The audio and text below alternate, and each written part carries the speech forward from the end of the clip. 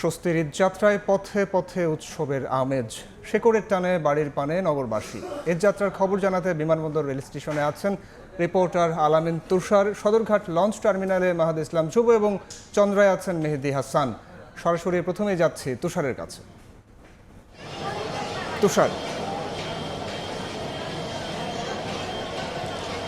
কিছুক্ষণ আগেই যে উপকূল এক্সপ্রেস যে ট্রেনটির কথা বলছিলাম, ভৈরবগামী যে ট্রেনটি সেটি কিন্তু ছেড়ে গেছে এবং কিছুক্ষণের মধ্যে আরও একটি ট্রেন কিন্তু এখানে আসবে 7টার দিকে। আসলে সেই ট্রেনটি ছেড়ে যাওয়ার কথা ছিল। যেমনটা বলছিলাম, আসলে উপকূল এক্সপ্রেস এবং সিল্ক সিটি এক্সপ্রেস যে দুটি ট্রেন, সেই দুটি ট্রেনকে আমরা কিন্তু আসলে দেরিতে যেতে দেখেছি। বাকি ট্রেনগুলো খুব একটা দেরিতে যায়নি এবং আমরা যেমনটা দুপুরের পর থেকে লক্ষ্য করছি, আসলে প্রতিটি ট্রেনেই প্রায় ছাদে আসলে লোকজন কিন্তু এবার দেখা যাচ্ছে এই ষষ্ঠ দিনে এসে। এবং যদিও সেই সংখ্যাটা কিছুটা কম, অন্যান্য বছরের সঙ্গে যদি তুলনা করা হয় সেই সংখ্যাটা অনেকটাই কম। এবং এই মুহূর্তে ভৈরব বাজারগামী যে ট্রেনটি রয়েছে সেই ট্রেনটি কিন্তু এখানে ট্রেনের যে যাত্রীরা তারা কিন্তু অপেক্ষা করছেন। নরসিংদী কমিউটার যে ট্রেনটি সেটি কিন্তু কিছুক্ষণের মধ্যেই প্ল্যাটফর্মে চলে আসবে। এই আমরা কিন্তু ট্রেনের হুইসেলটিও নিশ্চয়ই শুনতে পেয়েছেন দর্শক, এবং সেটি কিন্তু ছেড়ে যাবার কথা। এবং তারপরেই 11 সিন্দুর গোধূলি যে ট্রেনটি কিশোরগঞ্জগামী, সেই ট্রেনটি আসবে, সেটি কিন্তু সোয়া 7টার দিকে ছেড়ে যাবার কথা। সেই জায়গা থেকে বলা যায় যে যেহেতু ভৈরববাজার উদ্দেশ্যে ছেড়ে যাওয়ার ট্রেনটি এখনই আসলো, তার মানে পরবর্তী ট্রেনটি কিন্তু কিছুটা হলেও দেরিতে আসবে, সেটা কিন্তু আজ করাই যাচ্ছে। এবং এখন এই মুহূর্তে প্ল্যাটফর্মে যারা আসলে অপেক্ষা করছেন, যারা আসলে এই ট্রেনটিতে চলে যাচ্ছেন, কমিউটার ট্রেনটিতে, তারা তো যাবেনই। বেশিরভাগ যাত্রীদের সঙ্গে আমরা যখন কথা বলেছি তখন কিন্তু আমরা তাদেরকে দেখছিলাম যে তারা আসলে যে কিশোরগঞ্জগামী যে ট্রেনটি, সেই ট্রেনটির জন্য অপেক্ষা করছেন।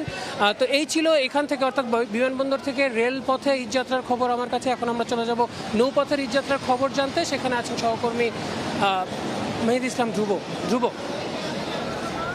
কর্মব্যস্তময় ঢাকা ছেড়ে শেকড়ের পানে বাড়ির দিকে ছোটা শুরু করেছেন ঘরমুখো মানুষ। সে যাত্রায় রাজধানীর একমাত্র লঞ্চ টার্মিনাল সদরঘাটের এই মুহূর্তের দৃশ্য যদি আমি বলি, পুরো লঞ্চ টার্মিনালটি কানায় কানায় পরিপূর্ণ। ঘরমুখো মানুষ তাদের গন্তব্যের দিকে ছোটা শুরু করেছেন নির্ধারিত লঞ্চে।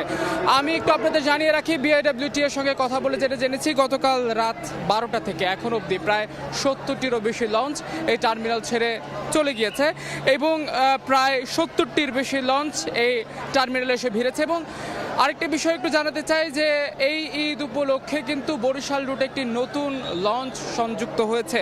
এবং আমি একটু আপনাদের জানিয়ে রাখছি যে সদরঘাট লঞ্চ টার্মিনালের এই মুহূর্তের দৃশ্য একটু আমি বলে রাখি যে যাত্রীদের সঙ্গে কথা বলে যেটা আমরা জানলাম যে শুধুমাত্র স্বাচ্ছন্দ্যের জন্য না, এই লঞ্চকে তারা বেছে নিচ্ছেন তাদের ঐতিহ্যের ধারক হিসেবে। এই লঞ্চে তারা একদিকে যেমন স্বাচ্ছন্দ্য বোধ করেন, তেমনি এই লঞ্চকে তারা ঐতিহ্যের ধারক হিসেবে মনে করেন। তাই এই আজকে সকাল থেকে আমরা দেখেছি এই যে সদরঘাট লঞ্চ টার্মিনালে কিন্তু ঘরমুখো মানুষের ব্যাপক উৎসাহ উদ্দীপনা, ব্যাপক ভিড় এই সদরঘাট লঞ্চ টার্মিনালে। এই মুহূর্তে আমাদের গাজীপুরে আছেন আমাদের সহকর্মী মেহেদি হাসান, সরাসরি যাচ্ছি তার কাছে। মেহেদি, সারাদিনের প্রখর রোদ এবং সড়কপথের ভোগান্তি আসলে কোনো কিছুই যেন হার মানাতে পারছে না এই ঈদযাত্রায় ঘরে ফেরা মানুষের। একটু জানিয়ে রাখি যে সারাদিনের চিত্র যেমনটাই ছিল, বিকেল নাগাদ কিন্তু সেই চিত্র কিছুটা বদলাতে থাকে। আমরা দেখেছি আসলে সড়কপথে যারা আসলে বাড়ি ফিরছেন তাদের এক প্রকার ভোগান্তির অন্যতম কারণ হয়ে দাঁড়িয়েছে কিন্তু এই চন্দ্রা।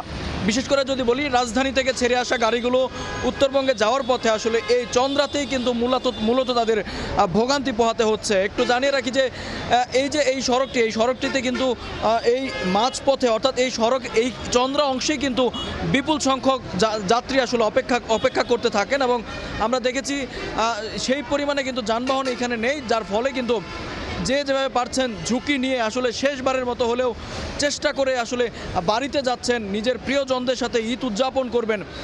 সবচেয়ে বেশি আসলে যেই চিত্র আমরা দেখতে পেয়েছি যে আসলে খোলা ট্রাক বলেন, পণ্যবাহী ট্রাক এবং বিশেষ করে অটোরিকশা করেও কিন্তু আমরা দেখেছি প্রায় 100 কিলোমিটার রাস্তা, বিশেষ করে এখান থেকে টাঙ্গাইল সিরাজগঞ্জ পর্যন্ত 100 কিলোমিটার রাস্তা, সেটিও কিন্তু তারা অটোরিকশা দিয়ে চলাচল করছে।